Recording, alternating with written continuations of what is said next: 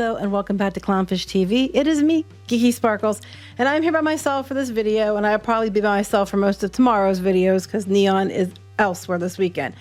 So today we're going to talk about the Acolyte. I know the Acolyte's over, thank the Lord, and everything else, but it's interesting. There's an interesting juxtaposition going on with the narrative around it, and I think it's funny, and I want to look at this and talk about it because we're going to talk about the ratings.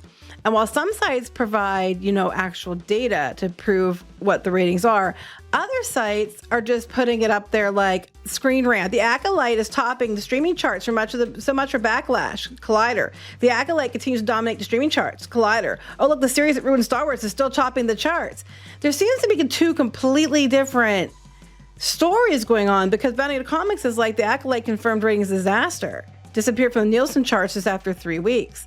And we're seeing this contradictory narrative. And there's some reasons for that. So we're going to talk about that. So before we get into it any further, please like and subscribe. If you do, I'll give you a woohoo. Woohoo. And let's talk about this. So it's funny because I was looking and I was like, what's up with the Acolyte now? Because I just watched the honest trailer thing for the Acolyte, which was really funny. I mean, it's funny. And everybody sees the same things. They're like, this doesn't make any sense. What the heck? But the internet's going to internet.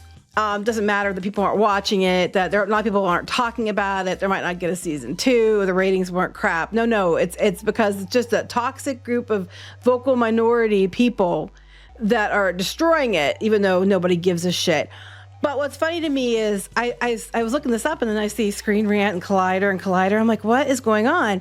And then I remembered, I'm going to point out again, remember Valnet? Friends over at Valnet who own Screen Rant, Movie Web, Collider, CBR, and the things. Yeah, they own Screen Rant and Collider, right? And if you remember last time when there was that real something that was supposed to be saying that, oh, it was really popular on their service that you can link all your different streaming services together on, and then they'll track you, and they're very popular with a certain group of people, so that's going to skew a certain way. Yeah, that one that no one ever heard of, really. They're going back to that. They aren't providing evidence, just that, they said. And that they're literally going back to that same thing. Not Nielson, that real whatever said. I forgot the name of it. We'll look in a minute. But my point is, it's Screen Rant and it's Collider. Once again, Valnet brands. Valnet, who has advertising deals with people. They're really trying to white knight for the Acolyte really, really, really hard. So, according to Bounty in the Comics, the Acolyte confirmed ratings disaster. Their Star Wars series disappears from Nielsen charts after just 3 weeks. And they're talking about how it's brutal. It's not only the lowest ratings, it only took 3 weeks and 4 episodes to Acolyte to completely fall out of favor with viewers. Now remember, what Leslie Headland and Lucasfilm is banking on is the Reylos liking this show. And it's possible if enough Reylos start watching the show, it might get boosted somewhat. But they're so desperate to get people to watch it that they thought to themselves, what is the shittiest Star Wars movie out there? Oh, The Last Jedi. And Rise of Skywalker. Let's do more of that, but now we'll do it with our own characters. And they make a toxic relationship, and they try to push that to the Reylos, and they keep promoting it as, oh, it's the ship, it's the relationship you didn't get with, Last Jedi and Rise of Skywalker. So they're openly admitting they're going after the Reylos for this, which among itself is not a good idea. These people are kind of batshit sometimes. Not all of them. I'm not saying everyone is, because I'm sure there's some pretty normal ones that wanted, were shipping, Kylo Ren and Rey. But the really, really crazed ones were like threatening, like Adam Driver had to hide that he had a wife and his wife had a baby because people were harassing over him not being with Daisy Ridley in real life. I mean, these people were just like batshit crazy. So let's invoke those people because, not what could go wrong. But they're trying to argue that there's all this viewership. So they said that it only took 3 to 4 weeks for the Acolyte to fall out of favor with viewers. Did it even take that long?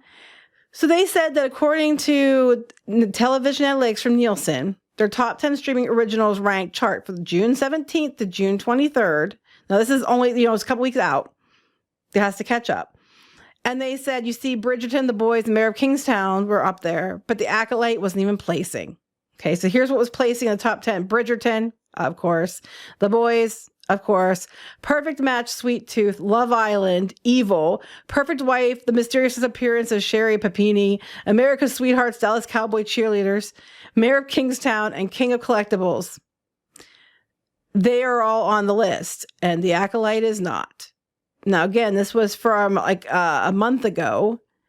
The dates on this were, June 17th to June 23rd. So a little more than a month ago, but it's not even showing up.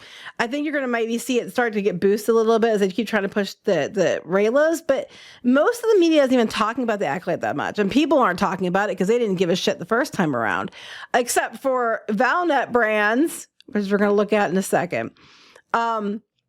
I just think it's funny, but they actually provide, this is the chart. This is what they're showing. This is, here's evidentiary support. Okay. They're talking about this one here. Okay. This is June 3rd to June 9th. The Acolyte was showing up then. This is not showing up now. And then this is June 10th to June 16th. And the Acolyte is showing up then, but it's not showing up in the other numbers for the end of June. So it's showing up at the beginning when it started, but each time it's like, dropping off, and then it's not showing up at all. But that's okay. That's okay, because Screen Rant and Collider are going to tell you what's what. According to them, the Acolyte is topping Rotten Tomatoes streaming charts. The Acolyte, because of the Raylos. All right? This is not indicative. Just so you want to argue that Rotten Tomatoes scores are not indicative of the real people or audience because it was review bombed. Now it's being reviewed to the other side. It's going the other way now. Is that because that's completely fair? That's not the Raylos just trying to artificially inflate it, But according to Rotten Tomatoes, Acolyte's one of the most popular streaming shows. According to Rotten Tomatoes, I thought we were supposed to listen to Rotten Tomatoes. I thought Rotten Tomatoes was bunk. I thought Rotten Tomatoes was just a bunch of people just review bombing it. So don't listen to Rotten Tomatoes unless they're saying that it's the top. Then you can listen to it because it's Rotten Tomatoes agreeing with what they want to hear. Okay, fans are pushing for the Acolyte to be renewed. It was one day it was trending, and it was a bunch of Raylos pushing for it. Meanwhile, over Collider, we have this one. Oh, look, the series that ruined Star Wars is still topping the charts. Chris McPherson, and I bring that up for a reason. And they're talking about, oh, looks like the Acolyte has once again proven that the loudest voices in the room aren't always the most accurate, but they are because people aren't watching it. When you actually look at numbers, they aren't watching it. Oh, according to Rotten Tomatoes, once again, Valnet, according to Rotten Tomatoes, the Acolyte remains at the top of the streaming charts yet again. Before it even premiered, it was a hostile reception. And it's been the whole time trying to go on about why the Acolyte's great. And it's just a bunch of people on social media that, that they're trying to poo-poo it, except for the review of the Acolyte, because that was trending literally like one day. I don't even think it was a whole day. And they're like, that proves that everybody likes it. No, it doesn't. And this is Chris McPherson. Okay.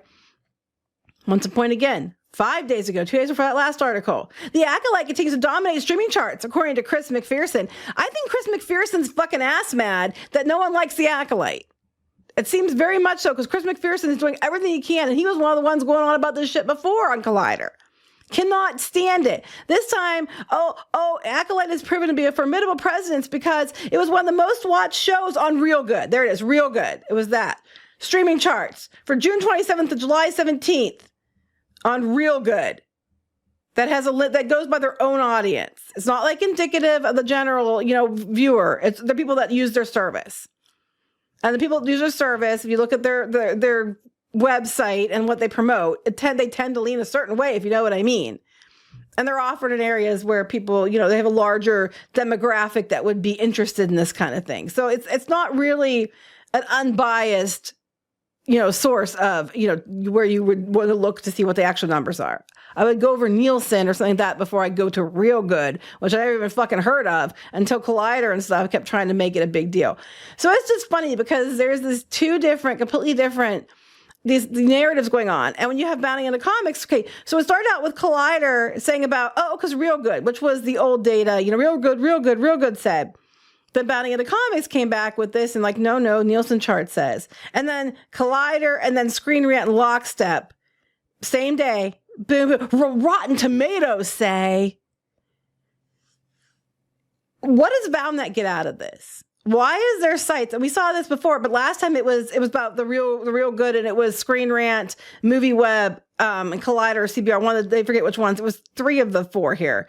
We're in lockstep about it. What does VowNet get out of this? Like, I can't understand, because they won't let it die and they keep white knighting for it. Like, other sites will be like, yeah, we're being fair, but not these sites. Why? Like, is Disney threatening to pull advertising? I mean, I don't know. I'm just saying it's really weird. And this is not the first time we've had to talk about VowNet sites and lockstep pushing this Acolyte narrative. But it's just the bigots who push narratives, not them. Rotten Tomatoes, don't listen to Rotten Tomatoes ever, guys. It's a bunch of review bombing, fake views and fake shit. Don't listen to them. Don't listen to them unless you want to talk about it because they're agreeing with you. And then, listen to them. I just think that the juxtaposition of opinion is just hilarious to me. And I noticed that they keep saying, it says it's the top ones. No evidence shown, no graphs. Just trust me, bro. That's my evidence. Trust me, bro.